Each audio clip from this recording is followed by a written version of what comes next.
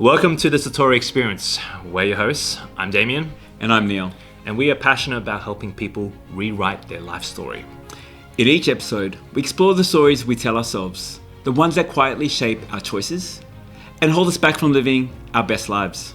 We do this by bridging science and spirituality, modern tools with ancient techniques.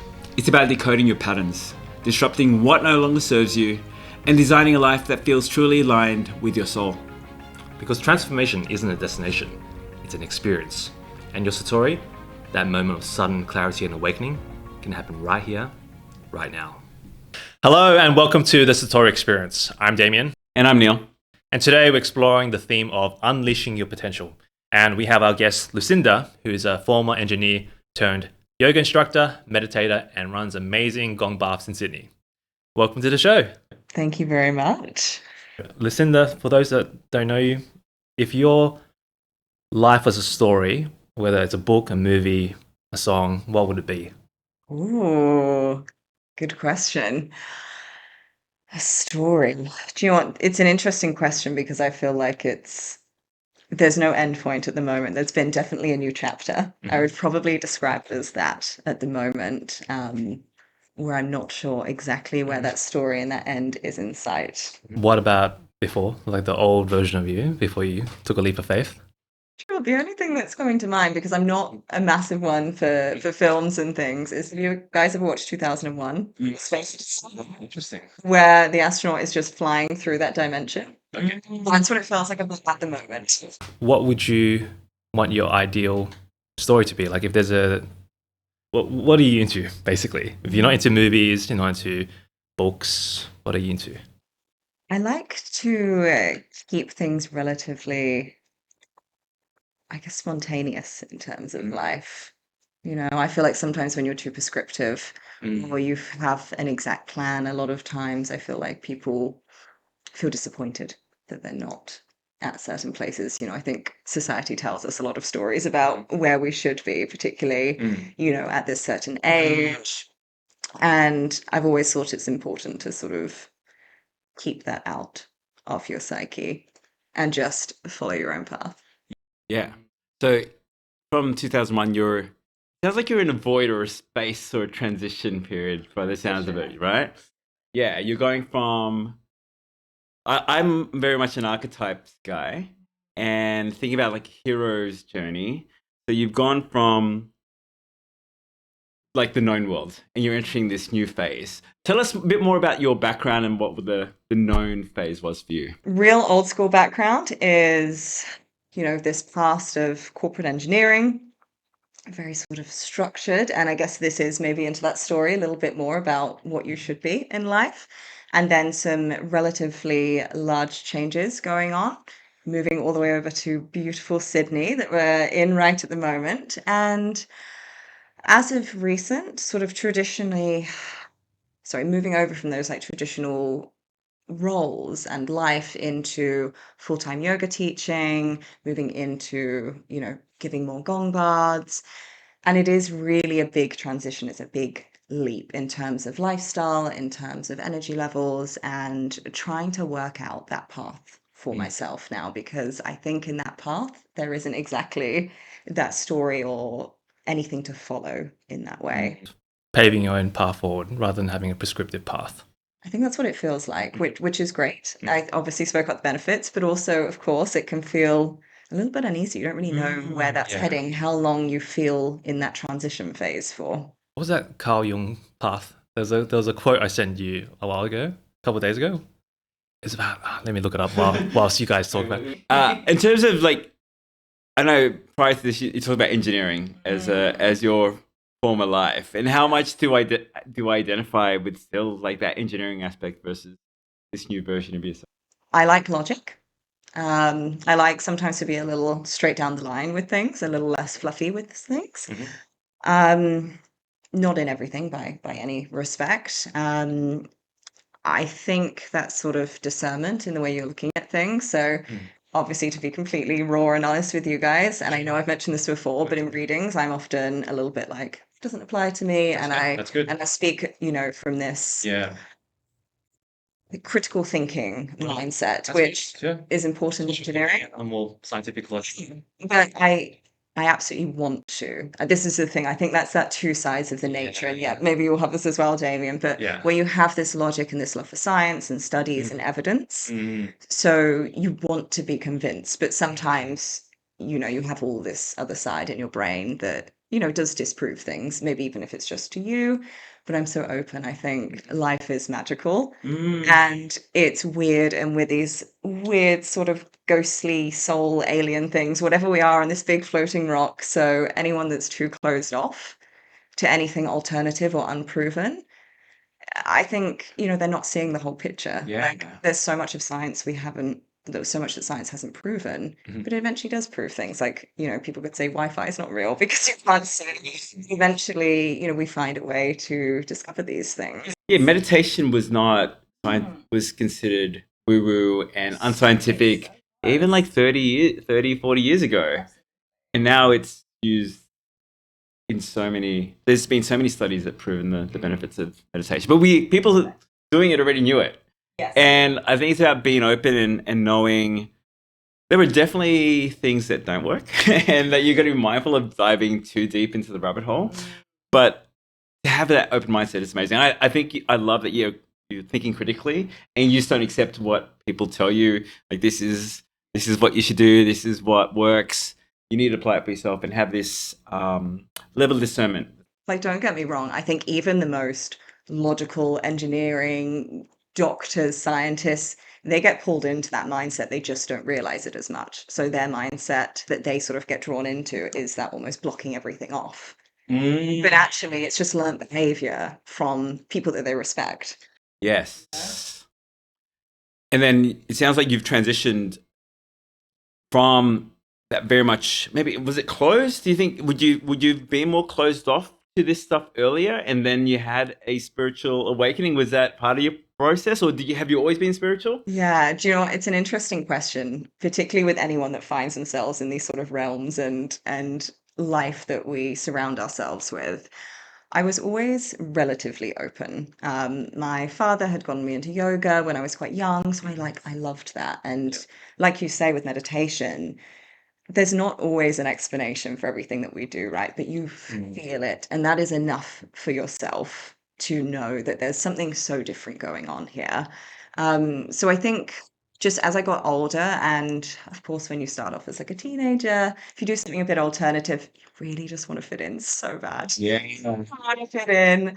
And as you get older and it starts to spark your interest and you feel safer to go down these routes. And I know you mentioned rabbit hole, which is funny. You can obviously go down. And I think when you do get involved in that sort of spirituality alternative things, that you go into a little bit of a rabbit hole to start. Definitely. And then you catch yourself. And then you think about what actually works or not. And for you, it's gong baths, it's yoga, it's meditation. Yeah. It made a huge difference. So I think in terms of that spiritual awakening, I know we mentioned very briefly earlier, but we're all vegan. And that for me somehow just sort of catapulted that openness and that spirituality side. It wasn't sort of conscious. It just maybe allowed my space, my mind, my body, a little bit more openness and energy towards that.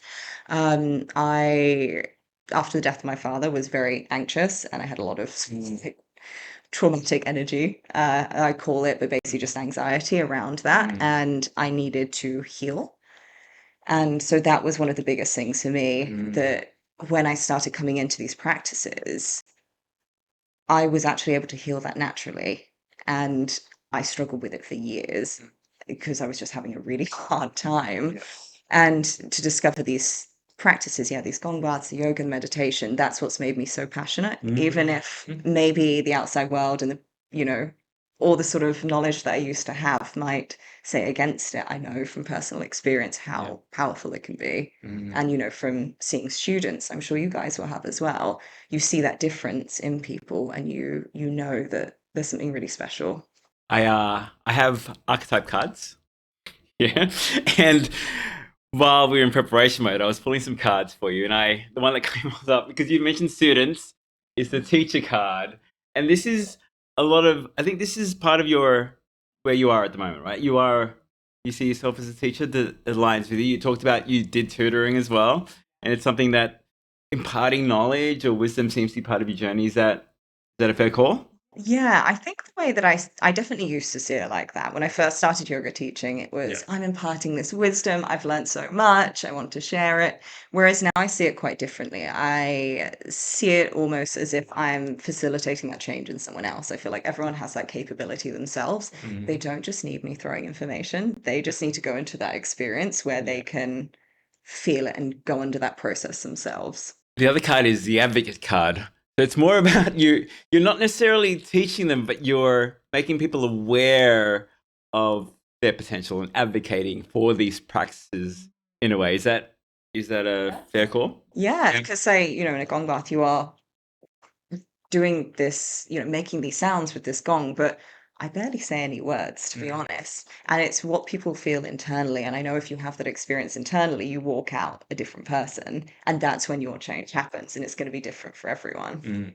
Yeah, I've done Gong Bath. It's amazing. It is transformative. So if you get a chance and you were in Sydney, look up Lucinda and Gong Baths here. In terms of, I know the story is that you talked about transitioning and you're going from, you're still early in the Gong Bath space. Is that fair? Very fair, very fair. So to go from, teaching that corporate to transitioning completely to teaching full time, very different, very different sort of lifestyle, mental space, physical space. It is that self-starter business mentality. And I think that transition between employee to business owner, that probably is that hardest part of the transition that feels like I'm just being pulled through this whirlwind that I'm not quite understanding. I do have that quote I found. It's interesting because it's like from Carl Jung, if the path before you is clear, you're probably on someone else's. Ooh. Someone else's. Yeah. I think it aligns with your kind of life philosophy about kind of finding your path rather than kind of having it being shown.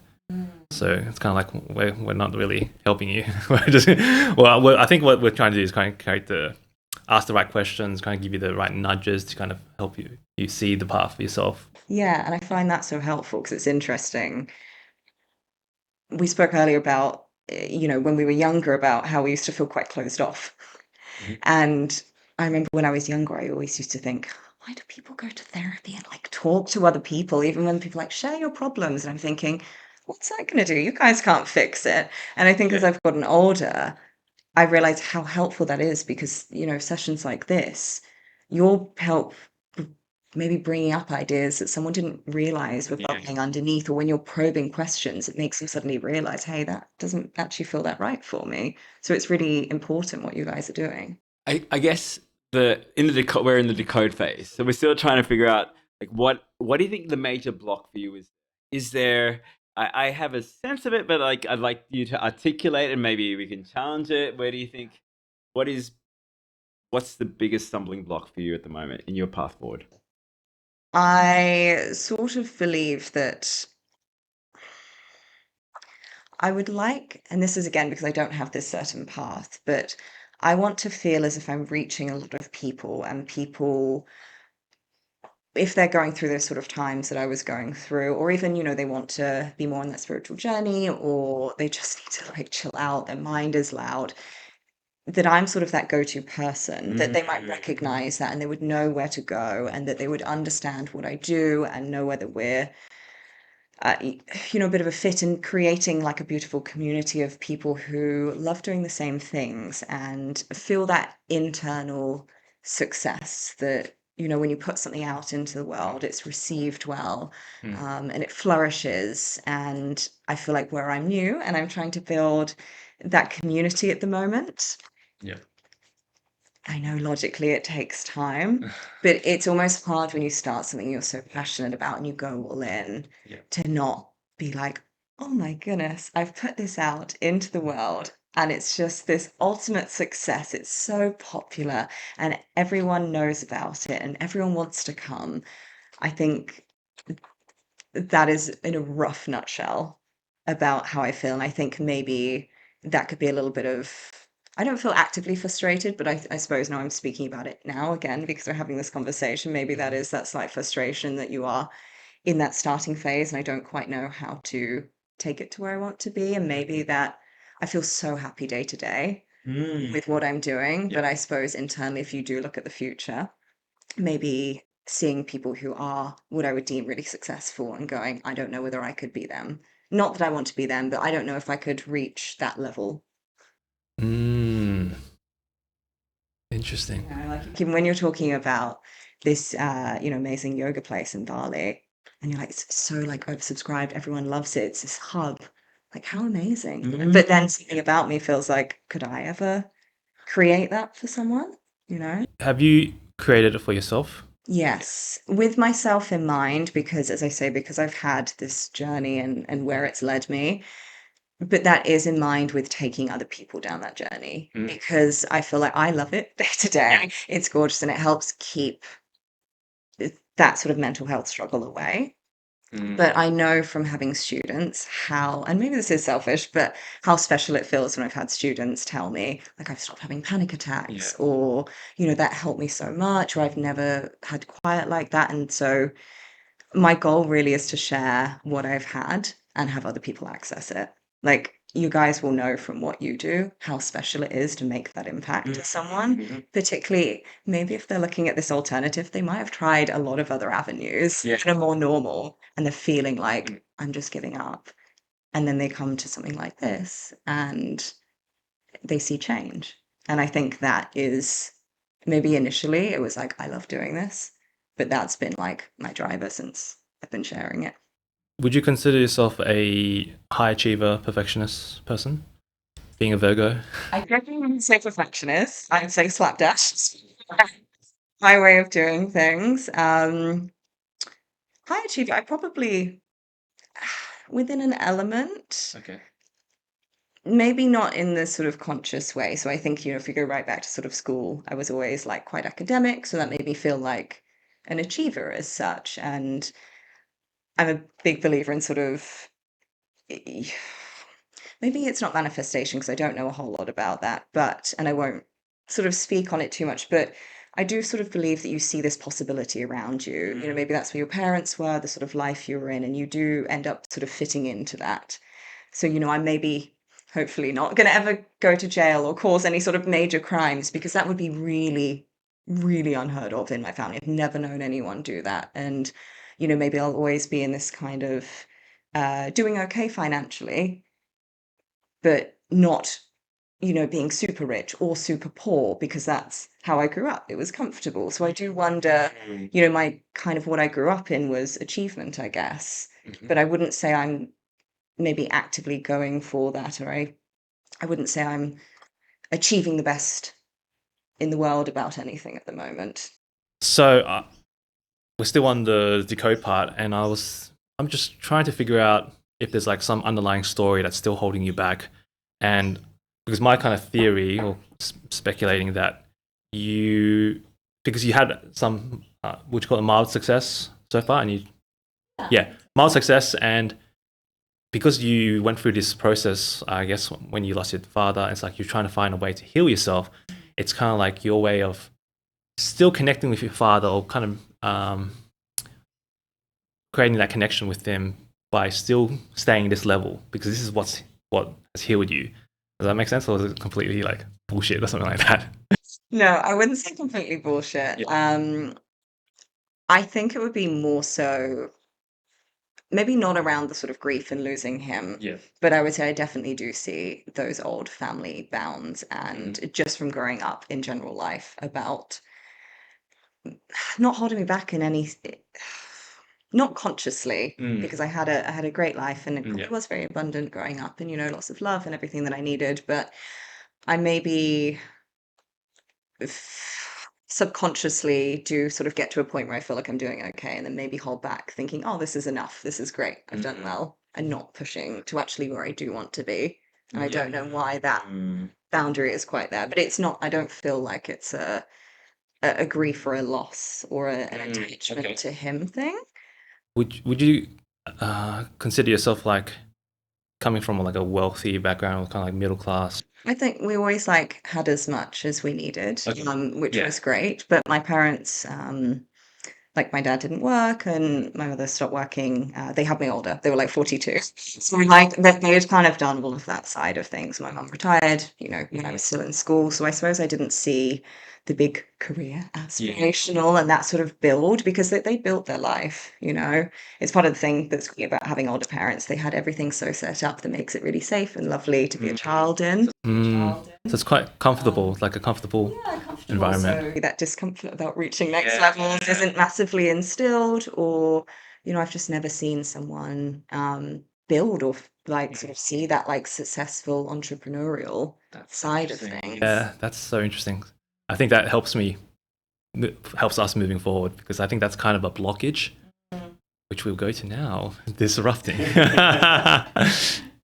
So, but you kind of understand where I'm coming from because it's like you grew up in this environment where it's comfortable, and and then you're saying you couldn't see you going further, like your family like striving, being entrepreneurial. So it's very hard for the brain to kind of perceive a new reality or new goals when it's like you never had that before, and we tend to go back to what's familiar rather than what's like new and novel. Yeah, I think that's hit the nail on the head. Yeah, so that's what I was trying to find out. That story. Basically, it's a story saying that, life should be just comfortable rather than painful, striving, unknown, uncertain. Definitely, I do say that I like to be comfortable. And maybe some of that is also, we were talking about the yoga mindset that, one of the big things is contentment. And as you say, sort of non-attachment to sort of these successes. And sometimes it's a bit hard about how you translate that into modern life, as well as then having not seen it happen before. I guess to wrap up the decoding portion, to underline it, you're in a transition phase where you feel you've learned so much from this journey. You've seen the benefits, and it's not about teaching people. It's like showing them there's this path there for people to take, and they can take a different path to yours. But these are the things that work for you. But it's still in that early phase, and you don't. I feel like you can't see that final version of yourself who is that guru. I know you don't like that term, guru, or the leader, the preeminent person who is worthy of being looked up to, who has like 1 million followers, who is abundant in this space, and you're still early in that journey. Is that a good summary? I'd say you worded it very well, particularly like being abundant in this space, because it's not just, I know modern life, we all talk about sort of Instagram and followers and people coming to your events, but it is that whole abundance of you're reaching so many people and you are like, you feel like you are a success in yourself, I think it encompasses a lot. So yeah, I think that's a good roundup. And I think with success also comes temptation. So more opportunities for exploration and taking you off your path as well. Is that something that you could be mindful of when you expand into this space? Absolutely, John. That's a really good point because I think that can happen for sure. I think when you teach yoga and you're involved in that side of things and you respect the yogic path and within this modern life, try to take elements and teachings from it and follow that, definitely, because what you see value at is not that. And as you sort of grow in sort of, we keep saying the word success, I won't say it in inverted commas, but do you feel more attachment to it? Do you then feel like you want to go spend more money? Do you then, I don't know, grow your own ego Yeah. in things like that? Yeah. How do you stay humble despite becoming more successful and people giving you more attention and having more followers? How do you stay grounded in that space? And that's a challenge, and part of why we don't want to step into that is that maybe we don't feel equipped to. And there is coming from I think I've done this. I've been in a similar space where I was very successful in my corporate days, And I moved away from it because it was so materially focused. It was so away from my values. And I tried to do something that was more good, and I couldn't reconcile the fact that if I do good, can I get paid for it as well? And is that something that is something you're grappling with? That like, are you charging a reasonable amount for the things that you do? Yeah. It's a good question. I think when I first started this, I really did struggle with it. But now I feel like if you don't charge, you can't do it.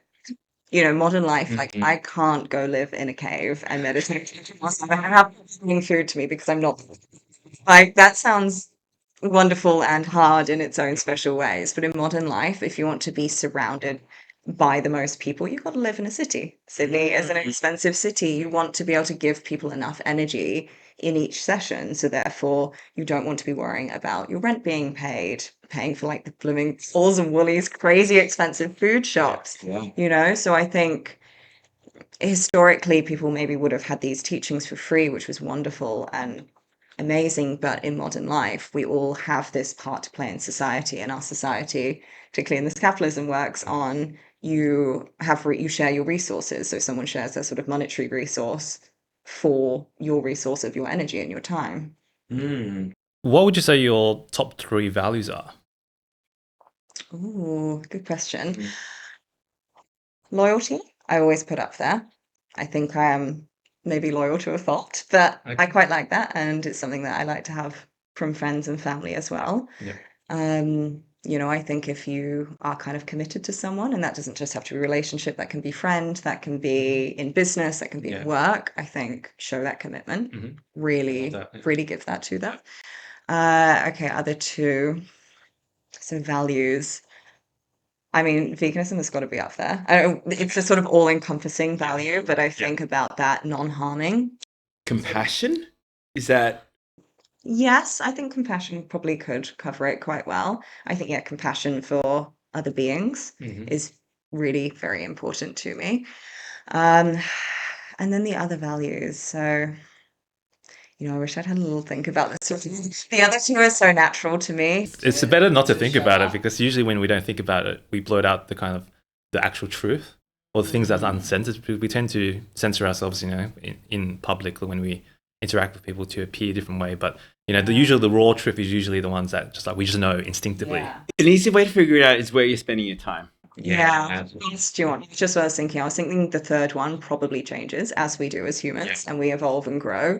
And at the moment, those words are kind of coming up for me. So at the moment, it's like growth would be the one at the moment. So as you would have felt from going from corporate life into this world that we now live in, it's more alternative, and you have to be more in tuned, you have to be more centered, all these wonderful things. And a little less uptight and a little bit more open. And, I'm growing in that way, that sort of going more internal and more patience and more awareness. And then that sort of, as we've been talking about, wanting to sort of have that growth in the external world as well. So at the moment, that's a pretty important driver for me as well. I think the challenge as well, going from corporate into your own business, is you have to have a lot of hats. And you're doing so many things that you're not skilled at. You go from a place where you're probably top of your game, you've been doing this, you were in engineering for 5 years, and by that stage you're pretty competent. You know how things work, the philosophy behind it, and the underlying premise and what you need to do to make things work. Then you enter an entrepreneurial space where I've got to be my own boss. I've got to do marketing. I've got to do operations. I've got to do networking. I've got to be really good at yoga and meditation and teaching, and also gong bars and social media now and all these things. And it can be overwhelming. But also we're hard on ourselves, because I think we should be good at this. Because we go from a place where we're really good at things and we know how to do things well, to a place where it's like, oh, I'm shit. I am really incompetent in this thing. And we expect to be perfect at it and good at it. Not perfect, maybe just at least competent. And you're not. Yeah, and we just feel incompetent. It can be frustrating, and hits our ego, and it hits our self-esteem and do you think we're worthy enough? If we're good at the thing we love, but we also have to do all these other things as well. Do you want, maybe this ties in quite well with what everyone's saying, because yeah, maybe when you are sort of trying out these things like God, marketing for the first time, like all of those types of things, and yeah, probably quite bad at that moment. And so maybe having those little failures for the first time and it being an uncomfortable experience, maybe that's why, again, it's those boundaries again, going, oh, if I wasn't great at it the first or second time, maybe I'll never be. Yeah, it is that sense of. I think internally that's probably a voice in there. It sounds like you're naturally gifted as well. Growing up, you were academically, things came relatively easy. Is that fair? Yeah. A little French word from our French friend called. Is it? Is it? Is it? I think I say so. I'm not French, it? but is it? It's ability to learn things quickly and things feel like they come easier than to other people. And then when we enter a space where we're out of our comfort zone and learning, and it's like, oh, I'm really bad at learning languages, so I don't want to learn because I know there's that. You can barely speak English. There's this point where I'm going to be so bad and I just don't even want to try. So I will speak to English wherever I go. Unfortunately, English is pretty well spoken everywhere, so I don't have to rely on learning the local languages a lot of time. I default to that, whereas I should be trying. I need to be okay with being really bad at something at the start. This is actually very good. Yeah, it's a very common thing as well. Yeah, because you had a very narrow, field where you were just working. You became an expert at these certain skills, and now you have to do everything, and that can be very overwhelming. Yeah. Quick question is are you someone that just keeps going no matter what? Like regardless of the, challenges of failures. I suppose it would be a hard question to answer in black and white. I think in some respect, yes. Like I might do things to the death. Like, if you're watching a terrible film. But saying that, when we're talking about that internal, when you feel like you're bad at it, not the other thing is bad, maybe that's when sometimes I'm learning to, and maybe that's not always positive, but learning to sometimes put it down and be like, oh, I'm not doing that. Okay. Now, the reason I bring that up is because I read your palm, so we can have a quick look at your palm, your right hand again. These little lines here, these vertical lines here, there's a few of them. There's a few vertical lines. These are success lines. So what I see in the future, a bit later, is multiple successes, like all in different fields. Rather than just having one path and being very good at it, you're going to be successful in a couple, like probably around at least 4 or 5. Whoa, simultaneously. And it can kind of be like having a business and having different kind of divisions. Like maybe you do, the yoga, the meditation, the gong bath. It could be something else. Like I see multiple paths around the same time. That's why I said, are you someone that sticks with a particular skill? Even though you fail. But I can see that if you keep going, like it will take a significant chunk of time, because like to be successful, good in like 2 things is really hard already. To be focus on one, then that's much easier than. But you're having like 4 multiple sources of success at the same time. Normally after 50. Yeah, I mean, you can see it's close. It's early 50s, so you don't have to wait too much. No way, I didn't mean it. Early. It's not like 70. Not like. I'm not saying you're old. I'm just saying like most people get like much later, like after when they retire in the 60s. So it's early 50s. Lucinda is a 90s baby, just to clarify. So there's like, don't stress. Yeah, so when you focus on a period of time, eventually these lines start showing up. So it's kind of like, it's interesting. I don't usually see multiple success lines like that. Usually, yeah. I mean, they're not super strong, like as in they're not like one. Usually when you have one path that's really strong, that's a good sign, but you have multiple. So it's showing me that you're going to be doing one thing, but it's going to have different outlets of success. Damien's looked at Trump's hand, and he had like success up until a late age, like 80s, like he's having now. Yeah. And did you look at Elon Musk as well? Yeah, I think so, a while ago. He has like a lot of Yeah, success yeah. lines. You're good. You're good with the hands. So yeah, So yeah, the central line then is you follow the one path and then it will. yeah. So generally speaking, you have like a fate line, which I can show you my one, which I'll show you guys later. You can see this path. And you can see that's when I actually was in the corporate world, and I changed here. You see how it jumped to another line? Yes. It's like a different track, railway track, and then it keeps going. Yeah, that's the success line. It's very faint, but they start growing here. Mine's not even that strong. So you can barely see mine. So Your lines do change though, so don't stress. If you don't have a success line now, you can still manifest it. it doesn't mean you're unsuccessful. It means that you'll be more successful if you have one. Like Trump. Yes. I think I want to challenge your view that you are bad at marketing, because we worked on a Gong Bar Tarot night, and I think you did really well in terms of creating the images and the social stuff for it. I think there's still a work in progress, right? But I'd like to challenge your view that you're shit at it. Is that like, where would you rate yourself on a 1 to 10 in terms of like marketing and promotion of stuff? 3. I think you're a bit hard on yourself. I think Yeah. that's the Virgo coming out. It's okay. I think it's okay to be humble, but when you don't think, maybe when the first one you did was probably a 3, your first version. But by the stage we were working together, you like your 5th or 6th one, and by that stage you wouldn't still be a 3. Yeah, I think at least a 6 or a 7 would be my guide. But it's okay to be humble, but there's a point where it's your lack of confidence, and it can feel sometimes, looking back about how far you've come. Look at the first version of the Gong Bar flyer that you did, right? Try to think about that one instead of like the latest one, and you're just like, oh, not good enough. I missed this thing. But think about how far you've come in the journey you've taken already. Good point. You're going back to the values question I asked. The reason I asked is that usually, have you heard of the values factor by John DiMartini? No, I haven't. So he talks about how we have a subconscious list of values, conscious, subconscious. It's like a list of values, and depending on the values, the priority of your values, that's the kind of life you create.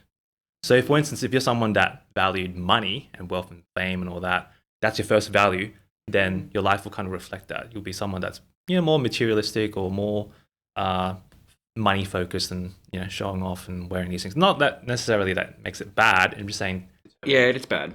It can be. There's so many people who need more money to be extravagant and not share it. It's like that's something I like. Yeah, you need a certain level of materialism.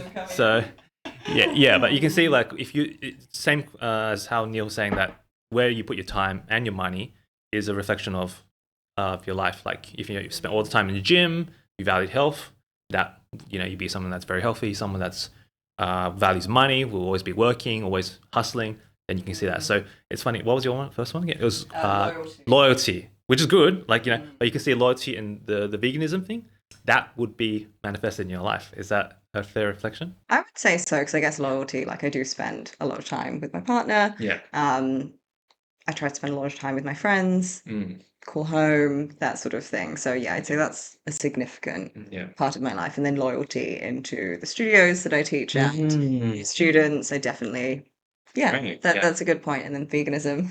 So I knew both of you guys, that is our social circles. It's what we speak about. It's what we consume online. It's what we work to progress in the world. And then, I'd say, that growth, that evolution is so much, I guess, that probably is a lot of the rest of my time, even if it's just things like listening to podcasts that I think get interest and spark something or help me learn and or speaking to others and learning from them.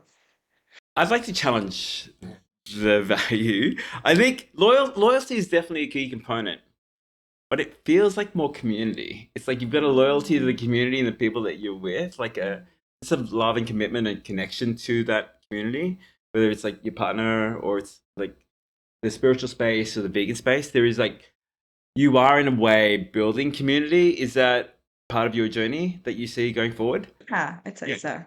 And sometimes I worry because maybe I feel like I'm projecting because my number one value is love and connection, and it's like, oh, am I just pushing that onto you? But the way you spoke about it, you're spending time with your partner, so that's like definitely a love. It's not just a loyalty thing. Because he's lovely. I don't think you're just there just because he's he's there, he's a partner. You're there because you love him and you feel connected to him and you want to feel that loving connection with him. And that's why you spend times with people who are value aligned. The vegan community, it's like the love, connection, and community part. So they're kind of tied in there. So yeah, try to. I think loyalty is definitely a component, but it's not just because you have this sense of loyalty. It's because you're aligned with those people. You're committed to those cause. You've got this sense of purpose, commitment to advocating for those things, about building community, for the things that you believe in spirituality. Yeah, so try to. I think if that can help you inform you, like see yourself more not just as a teacher and advocate, but as someone who could lead a community. Is that something? How does that sit with you? I know you hate the word guru, and we're not going to use that. But in terms of like becoming a leader in this space, Honestly, the two things that probably came up were aspirational, which, yes, absolutely. I think if we talk about the whole picture, that would be an amazing goal because I think if you're a leader in the community, it means that you found the right people that resonate and you're able to help the right people and you're surrounded by people that light you up and you light them up and that you've got something to give that's worth giving. That's amazing. And then the other aspect was a little bit of, ooh, leader in the community. That sounds scary. Mm. where was it sitting? Was it like Yeah, ooh. the gut. You know, the gut is actually, or is your first brain, the enteric nervous system. That's what we developed. It's called an enteric nervous system. That's why we have a gut feeling. You know, before we were. This is science part coming through. Yeah, this is science. I look dumber than I sound. So your first brain is actually an enteric nervous system, and then you have your reptilian brain, then you have your amygdala, then the logical. So even if you think things, you can't really change because it's actually the gut that kind of makes the decisions first, a lot more primal. So it's interesting you had a kind of like a fear response because you can't. I mean, not like fear is bad. It's just a kind of a signal, and then you can either fight it or you can run away from that feeling of the fear because like some people We can sit with it. you can sit with it, Yeah. And like understand it. It's like where is that coming from? Why is that fear there?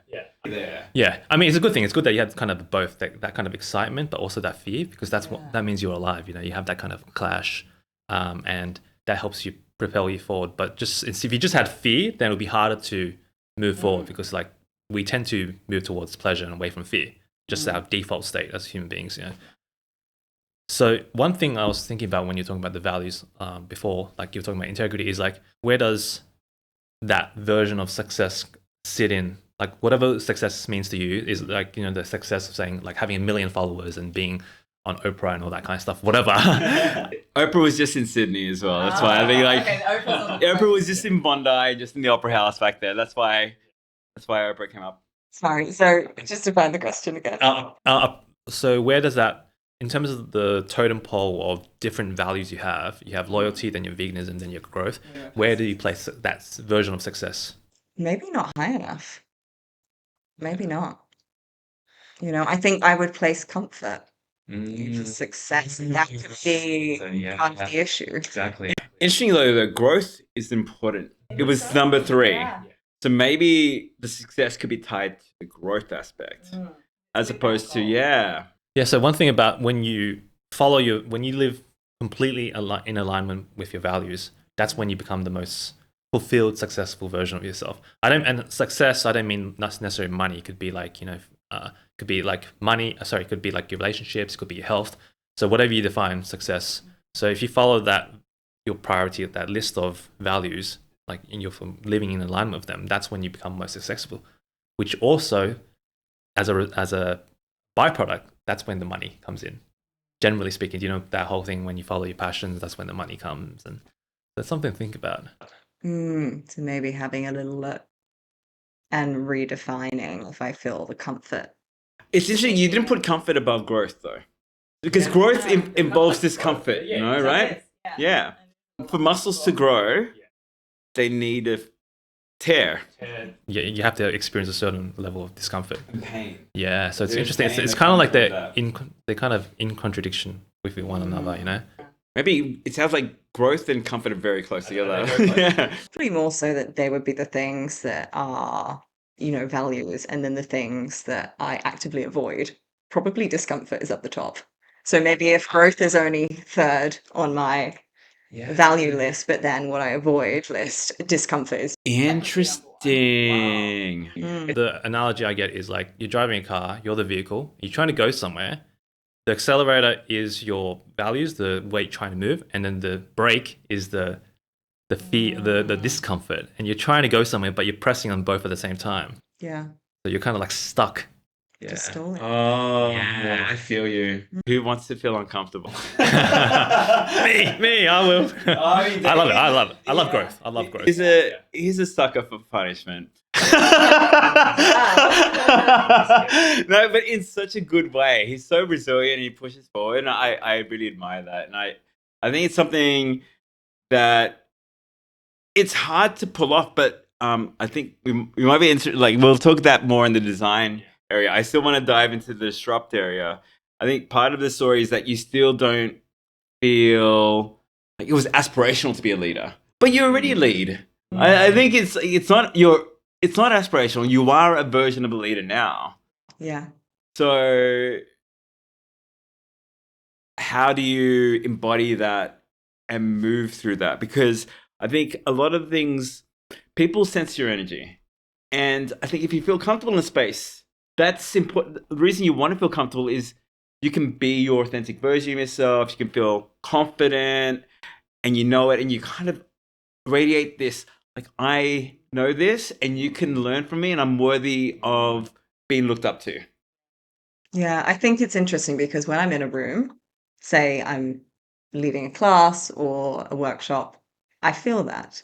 I think it's outside of that I struggle. When you're talking about leader, I'm always thinking that sort of well known. That's what it translated to in my head, and that was the bit that felt. Okay, yep, the well-known part. I guess now we want to help help you design your dream life, going from the current status quo into the dream life. I think a visualization technique would be good. Okay, that's perfect. Okay, I'll do mine. Okay, and you guys can join in as well because it's actually a fun one. You probably heard of it. It's probably done in a very sleazy way, but this is actually A sleazy way? I'll explain. No, it's a visualization technique, but it was popularized by the game Neil Strauss, and it's called the Cube game, and it's just visualization. Have you heard of it? The game is that pickup book, right? Yeah. pickup Oh, artist. I know, but no, I mean the Cube visualization. I've not heard of that. Okay, so this is Other Neil, I'm Neil Ferro. Neil Strauss is I did not write that book, just to clarify. Not. It's actually secretly straight. So this is a visualization. So could you close your eyes? And you can close your eyes at home as well. So I want you to take a deep breath and just relax. Okay, so have a screen in your mind, okay? Imagine a big screen in your mind, it could be an IMAX or some sort of massive screen. And I'm going to ask you a few questions, and whatever comes to your mind first, just stick with. Now, I want you to imagine you're at a beach. So be as clear as possible. The more details, the better. So do you have the beach in mind? I have the beat. Okay. Now, I want you to imagine a cube, C-U-B-E. So just keep adding to this image, okay? You have the cube? I have the cube. Great. And just keep adding as much detail. Whatever comes to mind first, sometimes it could be really weird, but just stick with, okay? Now, I want you to imagine some flowers. Okay, at the beach. Yes, with the cube. Got that? Mm-hmm. Okay, I want you to imagine a ladder. I want you to imagine a storm cloud. And lastly, I want you to imagine a horse. Okay, You can open your eyes. Okay. So can you describe this image for me? Okay, so I'm at the very right end of Maroubra Beach. The flowers are natural, kind of growing up a grassy area next to the sand. What kind of flowers are they? They were like wildflowers, like kind of a little bit bushy and green with little kind of purple Okay. flowers on the end. How many were there approximately? About three. Three, So okay. long stems, one flower on each. Okay, interesting. And then we had the ladder, The ladder, yes. was just literally An A ladder? Where's that in relative to the cube? Did I ask you about the cube? Yes, we start. Sorry, we start off the cube. Start off with the cube. It's in the cube. I thought I was all within the cube. I was imagining it Okay, as that's like fine. That's fine. Square type shape. Yep. What kind of cube is it? Is it like what is it made of? I just had it as the outline for the Okay. vision. So is it glass? Is it plastic? Is it see-through? Is any like what is it? Do you know what? Almost just saw it as like, as if you were looking at it on like an old school square TV. Okay. So I might have gotten the thing wrong. Oh no, there's no wrong or right. It's just Okay. whatever comes to your mind first. So it's kind of like how would you describe it? Like just a frame, Yes. and there's no actual surfaces like the faces. Yes. Interesting. And would you say it's small, medium, or large? I guess it was reasonably large. It was taking up the whole vision was within the cube. Okay. And so we did your flowers, the ladder, the A ladder. Where is it? So that was, I imagined I was kind of like laying down on this beach. Mhm. Then the flowers were just to my right. Yep. And then the ladder was just sort of a little bit towards my feet, but between me and the flowers, sort of right next to the ocean coming in, just by the sides of it. And what about the storm cloud? This is if I'm looking face on, that it was just kind of above me over there, but it wasn't covering the whole cloud. Okay. It was sort of a cloud, but not over the top of me. And lastly, the horse. Horse was over to my left, and the horse was about to go crazy because the horse was just chilling and drinking the seawater. Okay. What kind of horse is it? Like what color or like? It was like a creamy horse, Creamy. and it was just sort of wagging its tail Okay. softly. And it's just drinking the seawater. Drinking the seawater. Interesting. Hopefully, you won't get sick. What small, medium, large? The horse, I felt like everything was very like to scale for me in vision. Okay. A normal size horse. Okay. So this is it's start off as a little game, but you can actually extrapolate a lot of information about your subconscious mind because the subconscious mind doesn't speak in words; it speaks in images and feelings. So the image you have, I'll just go through it quickly, is that the beach is your happy place, your ideal reality. Like if you had a massive beach, then it's kind of, and you're the only person on it, it's like you like that kind of that sense of space and the kind of like loneliness or solitude. It's kind of like, I just want to be by myself. This is the ideal world. Now, the cube represents your ego, okay? And just because like you have a big curve doesn't mean you have a big ego. It can mean confidence. It can mean like someone that's extroverted, put themselves out there. So there's multiple meanings. There's no good or bad necessarily. It's like interpretation. Now, what's interesting is that you were inside the cube, okay? So the closer you are to your cube, the more you know yourself. So if you're inside the cube, that's actually very good. That's someone that has a good self-awareness and is very connected to themselves, which sounds like you are. Now, the actual cube itself is interesting because like people that have, like if it's a plastic cube, you're someone that's your personality is quite malleable. Someone that's made out of glass, someone's a bit fragile but transparent. Your one doesn't have any faces, so it's just like you are. I don't think you're putting on a facade. Just you are. You can be like, you're just like very transparent. I wouldn't say transparent. It's just like there's no real facade. Just like you can just see inside you. So kind of like that. It's open. Open. That's a better word. Now the flowers. What do you think they represent? I'm gonna guess there's something to do with rooted versus Rooted. Rooted. Oh, I mean, yeah, rooted is a sexual word as well. In Australia, yeah, we call rooting. yeah. So the flowers represent your friendships or the relationships you have, and they're to the right. So whenever things are to the right, it's usually something. Because the right is generally the future, and the past is on the left. So it's and purple. They were purple. What kind of flowers were they? So like a wildflower. Wildflower. So you did purple and they're wild. So wild.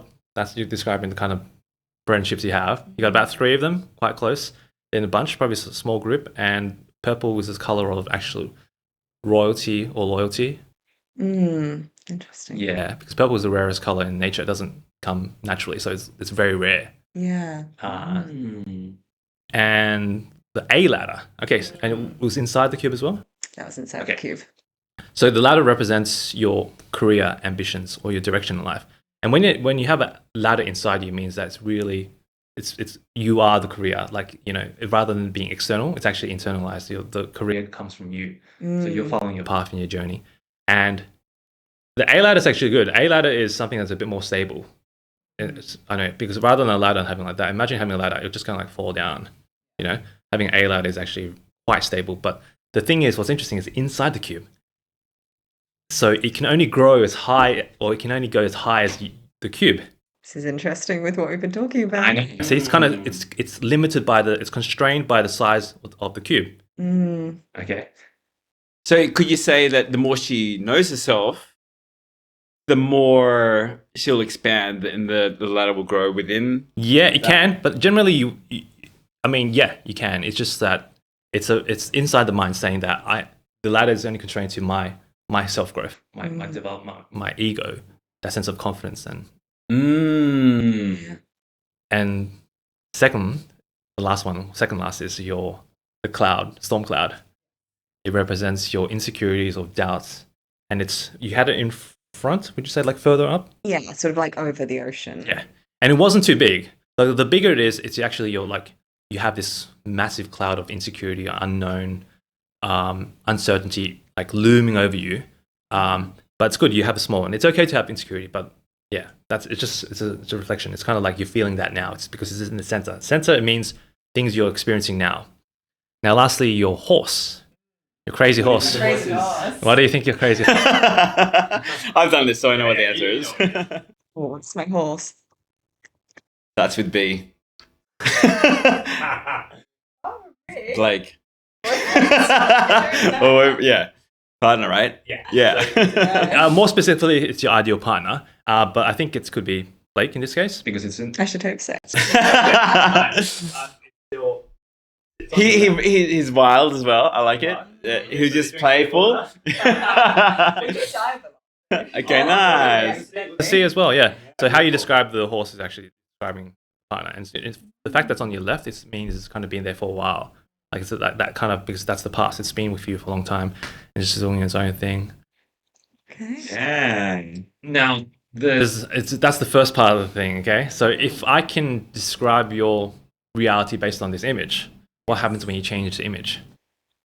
Then the reality makes close to you. Exactly. Because, as I said, the subconscious mind doesn't understand language. It only understands images and associations like feelings and stuff like that. So knowing your image, you can just literally say, you know what, I'm going to put the ladder, like it's going to be in front of the cube and it's going to be like all the way to the sky because it's no longer constrained by the size of the cube. That's an example of what you can do. So you can, like, you have to go with whatever works for you because I can't tell you ladder means this and that. It's basically your association. For instance, if you like say, oh, there's a dog or something like that, like imagine a dog. Some people might be like, I hate dogs because they have a negative association. So that's what I mean. You have to go with your own kind of intuition about what kind of images do you want to generate or create in your subconscious mind. Another good example is we've gone from when we started filming, it was really cloudy. And now the background is completely blue sky. And hopefully it's a metaphor for clearing and transition, more clarity, less anxiety, more confidence about the future. Bright, sunny day. Yeah, so you can change that image. You can be like, oh, I'm going to remove the cloud. I'm going to have rainbow. I'm going to have unicorns or whatever. You can make Blake drink some I don't know. Yeah, what are we going to make him do? You can do whatever you want. Like literally, the imagination is endless, limitless. The horse is going to come and bring me a cocktail. Yeah, why not? So you can play around with that. And I usually say the best time to do this visualization exercise is before you sleep. Like that's when your mind's actually most receptive. And then after you wake up, when you're in that kind of groggy state, that's the best time to reprogram your mind. And it's something that you have to do every day? Well, the more you do it, the better it becomes. Like, as long as when you do it, you start defaulting to these new images rather than the old image. Yeah. Your paradigm is based on that image you have in your mind. So you experiment. You can literally do whatever you want. You can flying horses and raining chocolate, whatever you want. Yeah. I definitely will. That actually that makes a lot of sense. And astrologically, I tie it to a new moon. So try to do it in a growth phase. So I haven't looked at the calendar.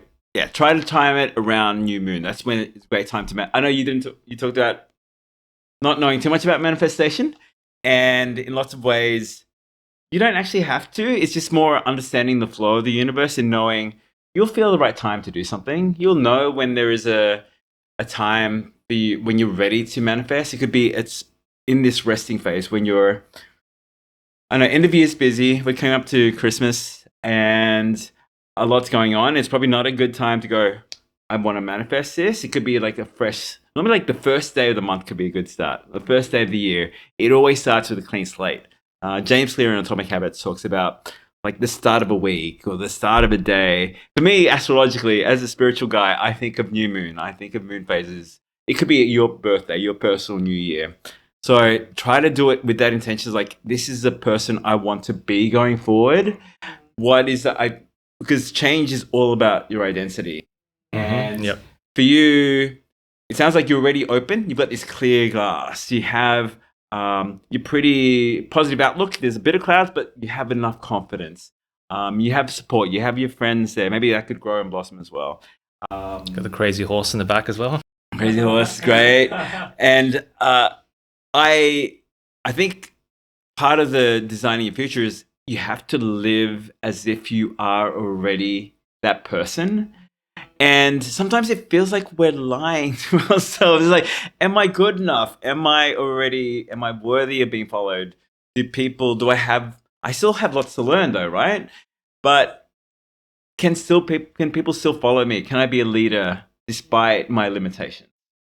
Yeah. And I know this is going to challenge you in a lot of ways. And I picked an archetype card. And the archetype card I picked was the Messiah. And it sounds really loaded, the Messiah. It sounds like a lot to live up to. But the underlying premise is serving humanity with humility. That is what a Messiah is. It's not about being a king or leading. It's about serving. Like, the best leaders are the people who serve. And to come from that place with humility, it's about confidence, but also with humility. Knowing that you don't know everything. You'll never, if you ever get to a point where like I don't think you'll ever get to that point where you're too much, or you're thinking too much of yourself. There'll be people around you that I will